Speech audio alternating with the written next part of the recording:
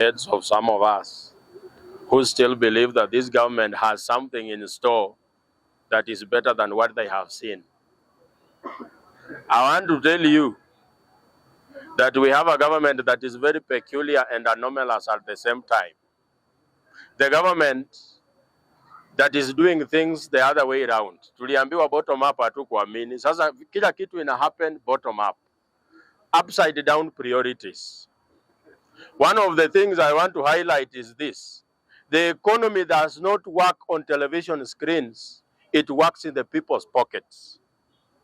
The other day I saw we have a report from the cabinet sitting telling Kenyans that now the economy is doing well. Ati sasa wabunge waziri lazima wakae ndo waamue kama economy inafanya ama haifanyi. Coming to us and telling us that now you should calm down kwa sababu unga imepungua bei. Wakati unauliza mambo ya education, unga imeshuka. Ukiuliza mambo ya security, unga imeshuka. Ukiuliza mambo ya barabara, unga imeshuka. Mimi nimuulize, wewe mtoto akifukuzwa school fees unapeleka unga kwa shule? Barabara zikiharibika, do you go around splashing unga kwa barabara zikuwe mzuri? Life does not just revolve around unga. There are things that are more pertinent than unga. Unga is not even an achievement a government should be parroting about every time they get a chance to speak to a microphone. Unga is very basic. Any government should make sure kwamba unga inapatikana. But we have development that we need as a country.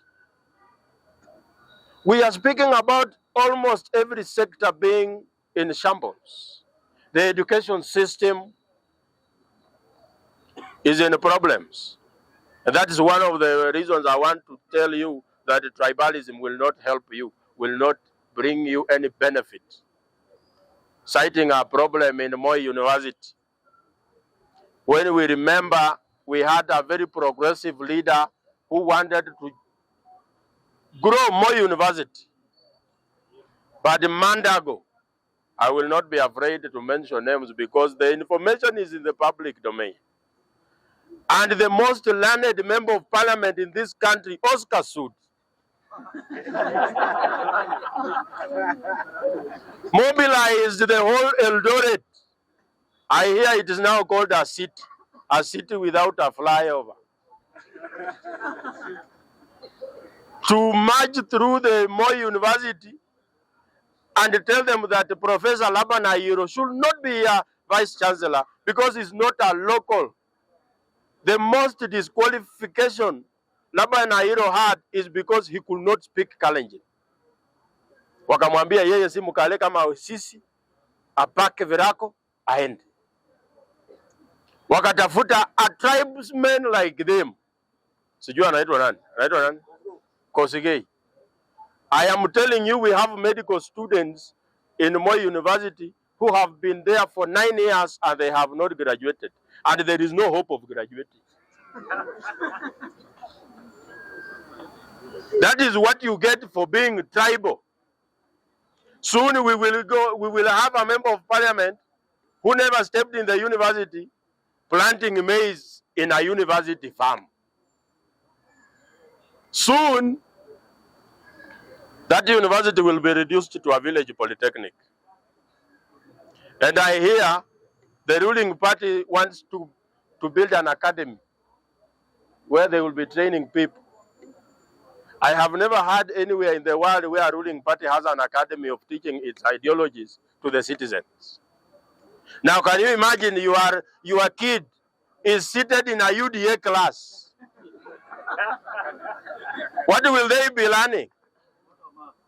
Swindling, embezzlement, looting, thievery, how to abduct without being noticed. Now, those are the things people will learn in the UDA Academy. When the whole education sector is in shambles, the president is only thinking about building an academy for the people. A party that will be a skeleton of itself after 2007. I want to tell the Kenyan people to remember that so much is at stake that any Kenyan of goodwill who wants to leave this Kenya better than he found it, William Ruto must not be president beyond 2027. And all his cronies, they should be taken home. So we should vote with intention, deliberately.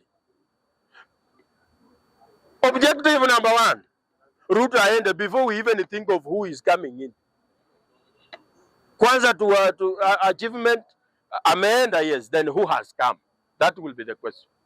Saa hiyo usiniulize una support nani? Saa hii si support William Ruto. Mwenye na support ni tutajua hiyo maneno ikienda mbele. Sasa Citizen TV had gone in the rural areas to identify how is SHA working. Then we got a patient who needed dialysis. You know, when you are a patient of dialysis, you cannot pee without having gone through dialysis. Huwezi kojoa. Na kukojoa, those of us who got a chance to go to school, unajua ni kutoa toxins in your body. Urea, excess sugar, nini. So this, if you miss this kind of medical treatment, there will be an accumulation of toxins in your body. Imagine unimaginable pain. That old man was crying on live television. But no, we should not trust that old man and then trust a government spokesperson telling us SHA is working. We should not trust a JSS teacher who is complaining of salary, a graduate of education who has not got a job, but trust the president saying we have employed 46,000 teachers. A president who finds it very necessary to answer every question, speak about the details he does not have. Juzi nilimusikia akisema Nairobi River has employed 18,000 people. Mimi nataka niwaulize, sisi ndo tunafanyaga kazi kama hiyo ya mito, na sio sisi tumepewa kazi. One of the 18,000 hawezi hata kuwa hapa, ama kuna mtu anafanya kazi kwa Nairobi River hapa? So the kind of lies that we get, a president's word, this is what Barack Obama said, a president's word should mean something. But today nimesikia ati president atakuwa na State of the Nation address. But I didn't know about it. Can you imagine the president akona State of the Nation address na sijui? Because I can predict almost 90% of what he will say. Ninajua siku hizi kila swali ukiuliza about jobs, the answer is constant. We have affordable housing going on. So a parent gets up and asks, I have my daughter who is a graduate of dietetics. Amefanya dietetics hapa KMTC. This daughter of mine needs a job. The president stands and said, we will have affordable housing. So, a graduate of dietetics anaenda kufunza mafundi nutrition. Another person comes and says, my son is a graduate of education. Ni mwalimu. President stands and says, we have affordable housing. Utaenda ufunze mafundi. Unajua, hatujasema kwamba affordable housing ni mbaya. But we need to employ everybody. We need a system that can accommodate everyone. A lawyer, a teacher, a mason, a plumber, everybody. Hatuwezi pata kazi kwa hizo sekta zote through affordable housing. And how are we to trust this affordable housing? Is it even happening? And I want to tell Morara Kebaso, to stop lying to Kenyans. You know, the president said that he moves with faith. Those of you who move by sight, you cannot see what he's doing. So you need some faith. So I want to tell Morara Kebaso, when you went to Diani, the place where the president said there is an affordable housing project going on, which had employed 2,000 Kenyans, and you found that it was empty. The problem is your faith. The project was going on underground, nyumba zilikuwa zinajengwa. Sasa mahali ulikuwa umesimama chini, affordable housing ilikuwa inajengwa. Yani tuko na serikali ambayo ili uone matendo yake unahitaji imani. Watu ambao hamuna imani, hii maneno hamtaona. Hamwezi ona. So I urge Kenyans to have some faith to see what Kenya Kwanza is capable of doing. Unajua, personally, mimi sijawahi shtuka na zile vitu serikali imefanya. Personally. William Ruto has really met my expectation 100%. Because mimi sikutarajia afanye hivi chochote. So vile amekosa kufanya chochote, it's actually my expectation that he can't do anything. But William Ruto is only good at one thing. And for that I respect him. Anaweza kuconvince hata leo si date 19 na uamini. He can even tell you that person you call your mother is not actually your mother. Nakupe reasons of another woman being your mother and you will believe him. As I finish, before the honorable, agitated honorable member from Naribari Church speaks, as the Kenyan people, you must ask yourself this constant question. What is your interest in this political discourse that is going on? Wanasema siasa ni mchezo ya interest. Sasa wewe interest yako ni gani? Kama wewe interest yako Raila apate kiti ni sawa. Nimesikia wengine wakisema Raila lazima apate AU. It's an interest. I respect that. But mimi interest yangu, an environment that can support businesses, that you can open a business and it can thrive, that you can get return from your taxes. Hatuna shida na kutozwa ushuru, but unatoza ushuru ili ukafanye nini? I asked John Mbadi, you are proposing new tax measures, so what? Ndio nini ifanyike?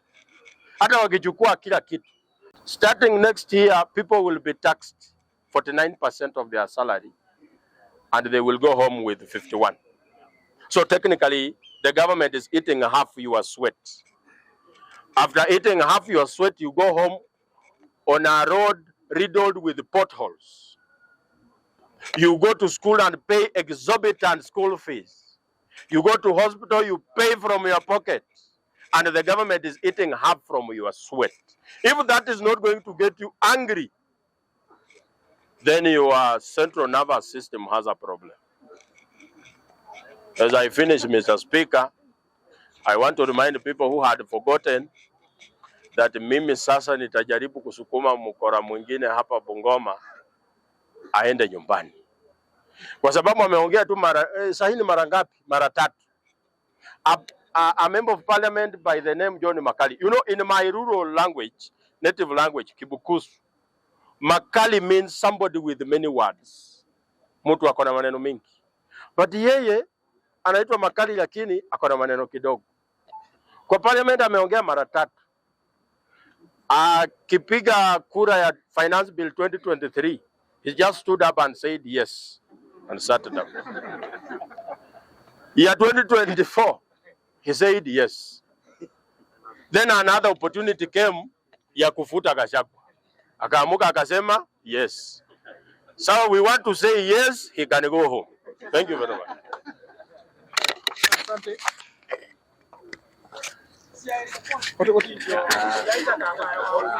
Me, I don't want to conclude my points. I think it is high time we live with the Any moment you want to come here to cheat the public,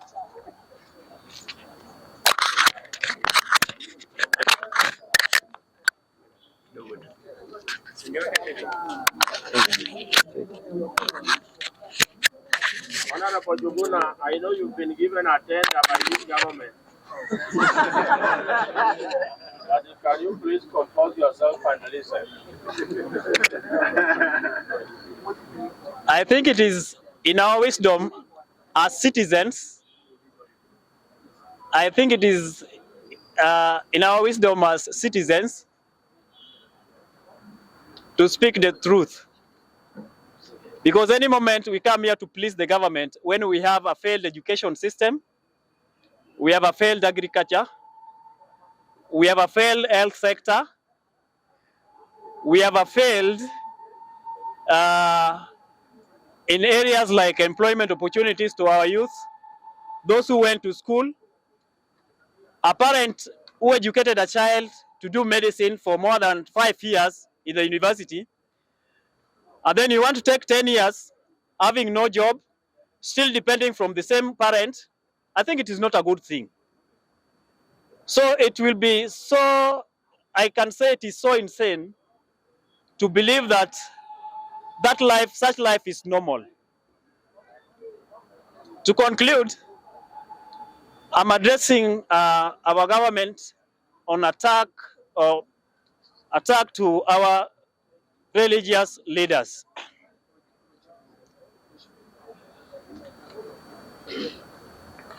Our president is a Christian, and God can speak to you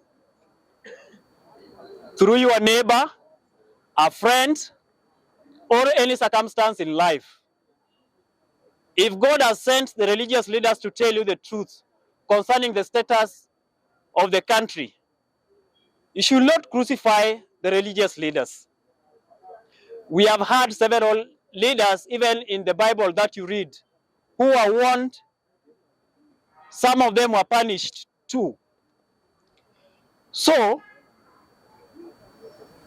that is just Catholic group. We have other religious leaders who are soon speaking the same voice. You may put us into the furnace, thinking that you have done the best, not knowing that the fourth person you are seeing in the furnace is God himself. We are requesting Ruto to let the children of God free. Pharaoh did not believe until he saw the 10 plagues. We have parents who have never seen their children since June, under your leadership.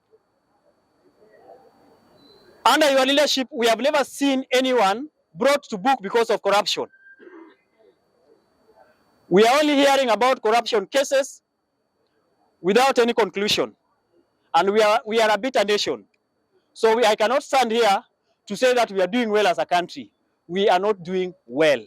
Even if you buy the few individuals who will come for tokens every week to cheat you, and your advisors who only say things that are pleasing you, that they only sing songs of praise. Long live Mr. President. I think this is high time when you are not supposed to listen to such kind of things. Listen to the voice of Kenyans and do what Kenyans want. Thank you very much.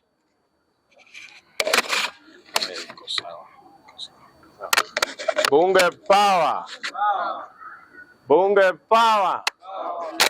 Before I hand over the mantle of chairmanship to the next person, I would like to take this opportunity to damage